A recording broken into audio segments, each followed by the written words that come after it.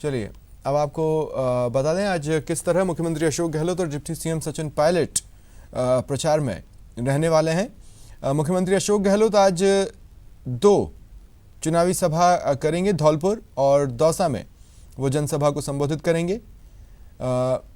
धौलपुर के मनिया में उनकी सभा होनी है और दौसा के लालसोट में उनकी सभा होनी है। वहीं डिप्टी सीएम सचिन पायलट 3 चुनावी सभाएं करने वाले हैं। जयपुर ग्रामीण, भरतपुर और दौसा में डिप्टी सीएम हुंकार भरेंगे।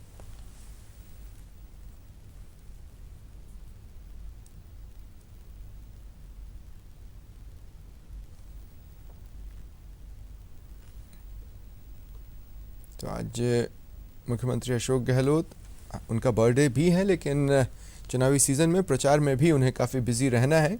कुछ इसी तरह वो अपना बर्थडे सेलिब्रेट करने वाले हैं। 2 चुनावी सभाएं उनकी होनी है, धौलपुर के मनिया में और दौसा के लालसोट में।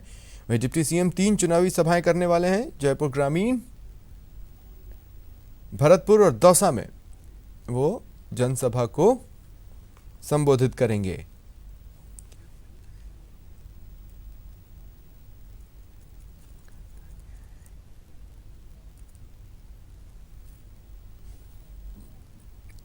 सीधे लिए चलते हैं जयपुर। मुख्यमंत्री अशोक गहलोत क्या कुछ कह रहे हैं? आज अंतर्राष्ट्रीय प्रेस की फ्रीडम का डे है, परंतु यहाँ के जो हुकूमत करने वाले लोग हैं वो इन बात को समझ नहीं पा रहे हैं और दबाव में देकर के, धमकी देकर के वो एक तरफा चाहते हैं उनका पक्ष ले पाए प्रेस, जो कि उचित नहीं है। इसीलिए हम कहते हैं लोकतंत्र खतरे में है, संविधान खतरे में है।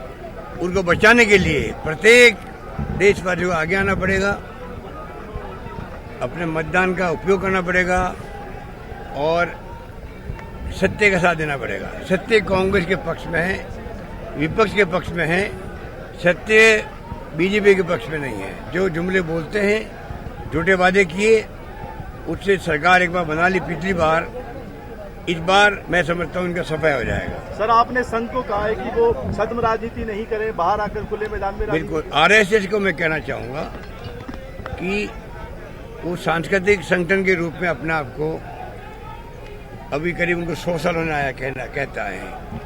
आज़ादी के वक्त में जब गांधी जी की हत्या हुई थी, उस वक्त में इनके ऊपर प्रतिबंध लग गया था।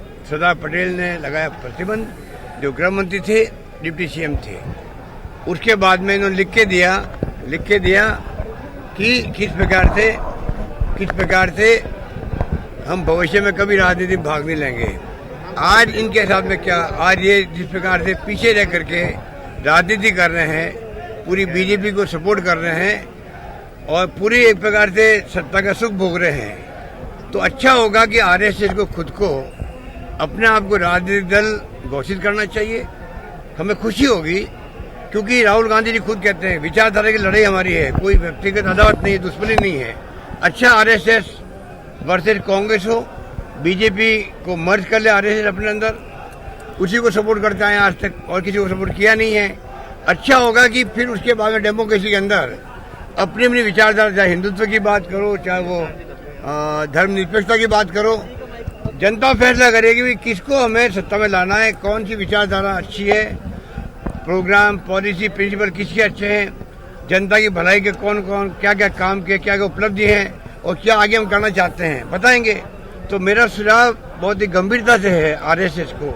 मैं कोई राजनीतिक टिप्पणी नहीं कर रहा हूँ। मैं चाहता हूँ आरएसएस खुद आगे आकर के, जब सत्ता का सुख भोग रहे हैं, तमाम मंत्री कौन बनेगा, मुख्यमंत्री कौन बनेगा, गवर्नर कौन बनेगा, अधिकारी कौन लगेंगे, उनके खुद के आरएसएस के लोग जो है कई पदों पे आगे बैठ गए हैं, संस्थाओं में स्वच्छता की बर्बाद हो रही है। अच्छा है कम से कम मैदान पे आ जाओ साहब, इस पर कोई दिक्कत नहीं होनी चाहिए।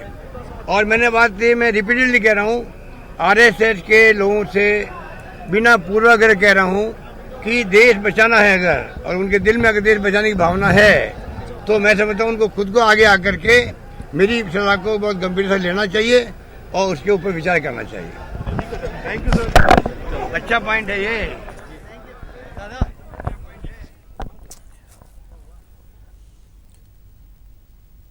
तो मुख्यमंत्री अशोक गहलोत मीडिया से बातचीत कर रहे थे।